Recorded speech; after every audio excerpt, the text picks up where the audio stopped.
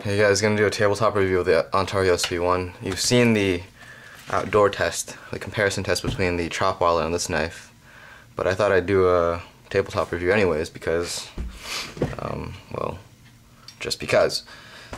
So this is the Ontario SP-1, as I mentioned before. This is from Chestnut Ridge Knife Shop. It is their second, which means that there is some sort of defect, cosmetic mainly, usually nothing wrong with the heat treatment or the grinds, because these are fairly even, and I really don't see any problem besides that here the little logo is misprinted and it says Spec Plus Marine SP-195.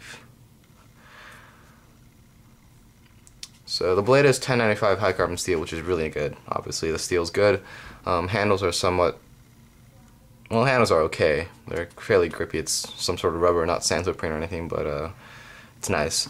There was a guard here that I mentioned, that I mentioned in the video, in the comparison video that I removed, and now it's very similar to the CSK, and I will be sharing the CSK because I'm using the sheath. But back to the knife. This isn't really a great survival knife, as we also stated in the comparison vid. Though, however, it's still quite a good knife for outdoor use. Prying with the tip, no good. Batoning small logs, it's actually quite decent because it's got a very low grind and the blade is decently thick. It's about 0.22 inches thick. The swedge here isn't sharp, though you could probably easily sharpen it, which is its intended purpose. It's pre-sharpened and then you can sharpen it even more.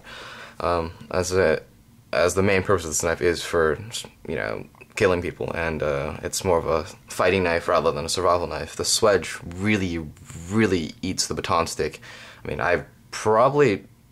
you basically just chop through a stick while you're batoning a log. I mean, I guess if you want to talk about efficiency, that's a good way to, you know, chop some wood and also baton, but for me it's kind of a downside because the tip itself is so thin that if I want to pry logs to search for fat wooden stumps, I'm probably gonna break it, and I'm probably gonna be pretty pissed about it. Drilling holes, I mean, it's okay, but I still would not use this tip very hard. It's very thin. There's also the fuller, right? The two fullers, which are supposed to lighten the blade, and also well, actually, that's the main purpose of a fuller. The myth about the fuller is able to decrease the section while you stab this into somebody is all you know. It's not true. It's a myth, as I said before. It's still a good knife. I mean, I've used it before. It's not really that good of a chopper as you've seen, but I mean, I still like it. It's fairly comfortable. Anyways, the sheath, onto the sheath. The sheath is a Benchmade CSK sheath. It's much better than the original sheath, and since I'm going to be carrying this more than the CSK, and you're probably going to wonder why I said that, well, you'll see immediately when I show you the CSK. It's been beat the heck out of. I've chopped nails with this thing, and yeah, I don't really want to use it anymore. Also, it's kind of a poor design. I'm not going to really do a review unless somebody really wants me to do a review, which I probably still won't. This is the original sheath that it came with. It's crap. It's just this mix of faux leather, maybe, I don't know if it's even real leather, it could be real leather, but I think it's faux leather, and nylon. This is all leather nylon strap. So it's nylon front, and then the inside has, right here, has two nylon spacers, so that way when you insert the knife, you're not going to hit these steel, well, hit the rivets and, you know, dull the blade. It still fits, obviously, really well with the knife, but I don't like it. So, not gonna use this. Gonna use this instead.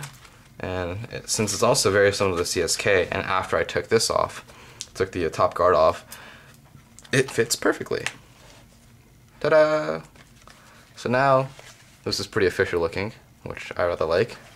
The CSK sheath is really nice. It's got this removable pouch that you can carry in horizontal, upright, and it can fit a pretty good amount of decent sized knives in here. I mainly use this for my Griptilian, which you've seen all beat the heck and all, but it's still good. Still good. Anyways, let me close this and show the knife once more. It did come pretty sharp. I was not so happy with it, but I wasn't displeased with the edge. Now it's sharp as I just put on a stone, you know, the rod and strop, and now it's pretty much perfect.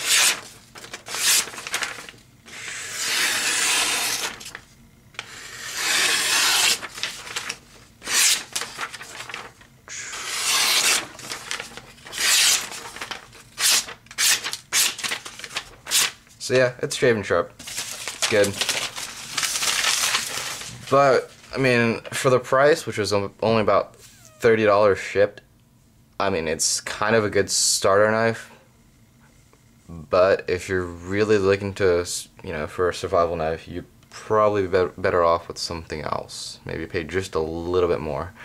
But, and for a collector's item or anything else, it's kind of cool. I mean, who doesn't like a decent marine style combat knife? I mean, these things do look cool with the crazy swedge, near double edge, fuller, the handles too.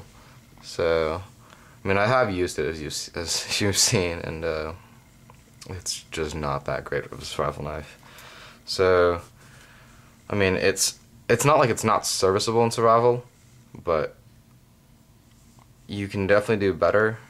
But maybe not for the price. Maybe not for the price. For only 30 bucks, I don't think for $30 you can find a knife that's this sized, with this good quality of steel and handles and stuff. So I mean, go to Chestnut Ridge Knife Shop, get one, see how you like it. I mean, I have a whole bunch of other knives to use, so it's not like the end of the world for me since if I get this or I don't use it or if I do use it. So yeah, I mean, but still, a knife is a knife for me, and all my knives are used. If they're not, then they look like this because I get angry at them and I start using them.